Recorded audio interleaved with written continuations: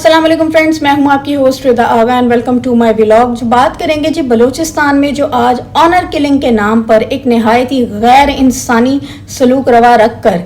एक कपल को, जिसमें 24 साल शीतल और 32 साल ज़रक शामिल है, दोनों का ताल्लुक बलोच कबीले से बताया जाता है, इन्हें गोलियां मारकर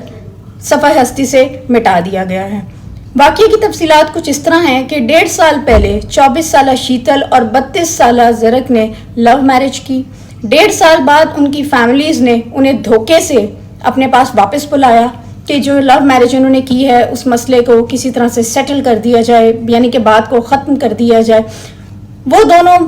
मियाँ बीवी भी शायद इतने मासूम थे कि अपनी फैमिलीज़ के इरादों को भांप ना सके और अपनी फैमिलीज़ के पास आए। वहाँ पर जरगा हुआ और जरगे में फैसला किया गया जी कि इन दोनों को जो है वो गोली मार दी जाएगी। इस हवाले से सोशल मीडिया पर 2 वीडियोस वायरल हैं जिन्हें देखकर समझ से बाहर है कि क्या हम एक ऐसे मुल्क में रहते हैं जिसको इस्लामी जमहूरिया पाकिस्तान कहना जायज़ भी है या नहीं। एक औरत को जिसने अपनी पसंद से शादी की, 1.5 साल से खुश खुरम एक अपनी शादीशुदा ज़िंदगी अपने शौहर के साथ गुजार रही थी, धोखे से अपने घर बुलाया गया और फिर वीराने में ले जाकर 24 साल शीतल और 32 साल ज़रक को गोलियां मारकर जी सफ़ा हस्ती से मिटा दिया गया। अगर हम इस वीडियो को ज़रा गौर से देखें तो इस वीडियो में हम देख सकते हैं कि एक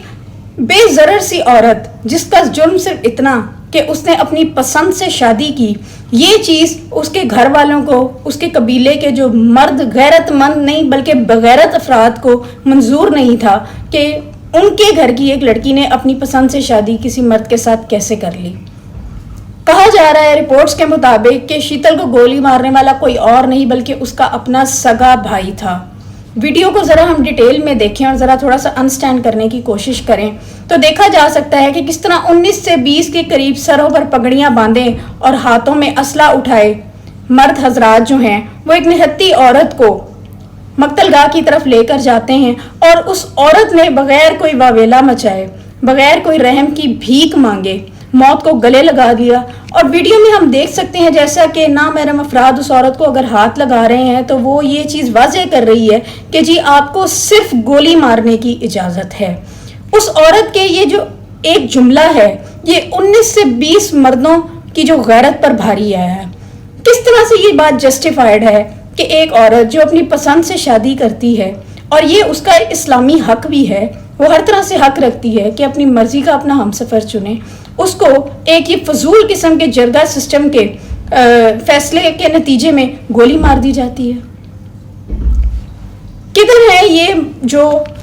ह्यूमन राइट्स के जितने भी ये अलमबरदार, किधर हैं ये सारे के सारी NGOs, किधर हैं वो मीटू के ड्रामेबाजियां करने वाली आंटियां।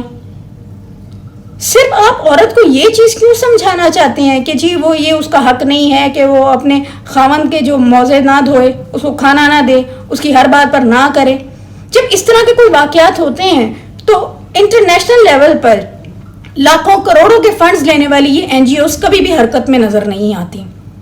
और दीदा दिलेरी देखें कि आज 2025 चल रहा है और उसमें एक औरत को बाकायदा तौर पर गोलियां मारी जाती हैं, उसके बाद वीडियोस बनाई जाती हैं और उन्हें सोशल मीडिया पर वायरल कर दिया जाता है। पाकिस्तान जैसे मुल्क में जहां पर कानून नाम की कोई चीज़ है ही नहीं, इस तरह के वाकयात अगर हम एक उसकी रेशो निकालें, दिन में 3 होते हैं तो 10 भी हो तो कोई फर्क नहीं पड़ता, क्योंकि इस मुल्क में कानून नाम की कोई चीज़ ही नहीं है। लॉ एंड इन्फोर्समेंट किसी भी मुल्क के कामयाब तरीके से चलने की जो है वो जमानत होते हैं। दूसरी तरफ इस्लामाबाद में जो बलोचियों के साथ आप सलूक कर रहे हैं, उनकी खातीन को आज वहां पर बैठे 5 दिन हो गए हैं। वो सिर्फ और सिर्फ उनका मुतालबा ये है कि जो उनके मिसिंग पर्सन्स हैं, जो उनके बिलव्ड वंस हैं, जिन्हें जबरी तौर पर गुमशुदा किया गया है, लापता किया गया, उन्हें किसी न किसी अदालत में पेश करके उनका जुर्म तो बताया जाए। 5 दिन से इस्लामाबाद पुलिस जो है वो सिर्फ और सिर्फ बलोच खवातीन को और उनकी फैमिलीज को एक प्रेस कॉन्फ्रेंस करने से रोकने में लगे हुए हैं। खारदार तारें लगा दी गई हैं जी नेशनल प्रेस क्लब के बाहर इस्लामाबाद में कि ये लोग किसी तरह से अपने मुतालबात सामने ना रख सकें। किधर है मरियम नवाज? आज पहले जब ये इक़्तिदार में नहीं थी तो इन्हीं बलोच खवातीन के साथ बैठकर जाकर बातें किया करती थी, ड्रामेबाजियां किया करती थी।